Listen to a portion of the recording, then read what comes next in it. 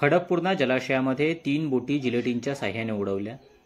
सिंदखेड राजा व बुलढाणा उपविभागाची संयुक्त कारवाई, पोलीस विभागाचे सहकार्य।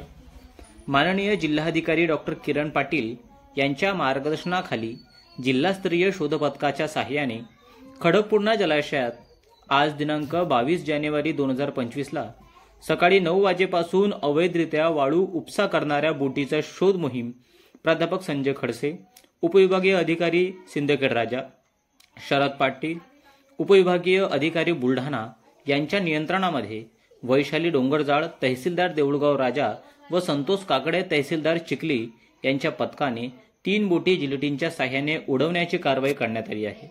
जिल्हास्तरीय शोध आणि बचाव पथकाचे जे एनडीआरएफची टीम आहे ते टीमच्या माध्यमातून खडकपूर्णा धरणामध्ये अवैधरित्या ज्या बोटी चालतात त्याच्यावर कारवाई करण्यासाठी शोध मोहीम करण्यात आली।